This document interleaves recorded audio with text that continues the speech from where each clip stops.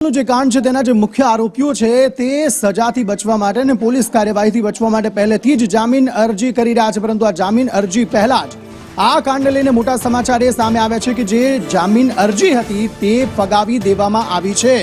આરોપી રાજશ્રી કોઠારીને રાહત નહીં મળે, જ્યાં જે જામીન અરજી કરવામાં આવી હતી તે આગોતરા જામીન અરજી કોર્ટે ફગાવી દીધી છે। એટલે કે પોલીસ કાર્યવાહીનો સામનો તો કરવો જ પડશે, સવાલોના જવાબ આપવા જ પડશે કે ક્યાં ક્યાં કઈ કઈ રીતે આ સ્કેમ આચરવામાં આવ્યું હતું। આરોપીને જામીન આપવા યોગ્ય નહીં તેવું કોર્ટે અવલોકન કર્યું છે અને આ જ મામલે હવે રાજશ્રી કોઠારી પર વધુ ઘાત બરસે તો નવાય નહીં। પોલીસ કાર્યવાહીનો સામનો તેને પણ કરવો પડશે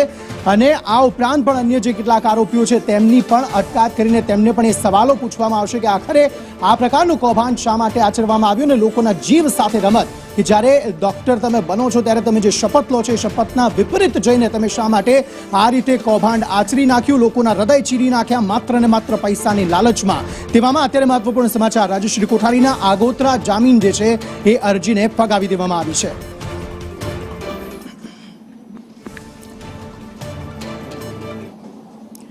તો રાજ્યમાં બીઝેડ ગ્રુપનું જે સ્કેમ છે તે તો સામે છે જ, પરંતુ તેની સામે હવે અલગ અલગ જગ્યાએ જે અન્ય પોન્ઝી સ્કીમો આ જ રીતે ધમધમી રહી છે, ચાલી રહી છે, તેના વિરુદ્ધ પણ હવે ફરિયાદો થવાનું શરૂ થયું છે।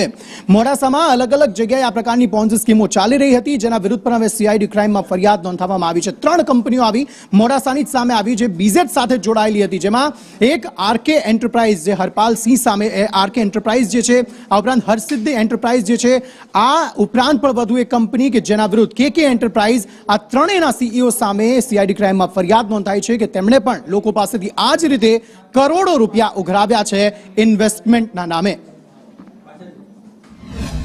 આ કૌભાંડી ભૂપેન્દ્ર ઝાલાના 6000 કરોડના કારનામા બહાર પડ્યા પછી વધુ 3 કંપનીઓનો અરવલ્લી જિલ્લામાં ઉમેરો થયો છે। મોડાસામાં છેલ્લા કેટલાય સમયથી કાર્યરત રહેતી આરકે એન્ટરપ્રાઇઝ, કેકે એન્ટરપ્રાઇઝ સહિતની 3 જે કંપનીઓ છે કે જે લોકો પાસેથી નાણાં રોકાણ કરી ઊંચા વ્યાજની લાલચ આપી અને કરોડો રૂપિયા એકઠા કરેલા છે, ત્યારે સીઆઈડી ક્રાઇમ દ્વારા સેમ બીજેની જે એમઓ હતી એ જ પ્રકારની એમઓ અપનાવી અને રૂપિયા ઉઘરાયેલા હોવાની ફરિયાદ સીઆઈડી ક્રાઇમ ગાંધીનગર દ્વારા કરવામાં આવી છે। હાલ તો આરકે એન્ટરપ્રાઇઝ અન્ય એક છે, તેમજ આ કેકે એન્ટરપ્રાઇઝ, આ 3 ઓફિસો પર ખંભાતી તાળા જોવા મળી રહ્યા છે, પરંતુ સીઆઈડી ક્રાઇમ દ્વારા 3ના જે કોઈ સીઈઓ અને આસપાસ જે કોઈ કામ કરતા વ્યક્તિઓ છે તમામ સામે તપાસ તેજ કરવામાં આવી છે। શૈલેષ પંડ્યા, સંદેશ ન્યૂઝ, અરવલ્લી। હવે આરોપીઓ હજુ સુધી તો આ ઘટનાના પકડાયા નથી, પરંતુ આ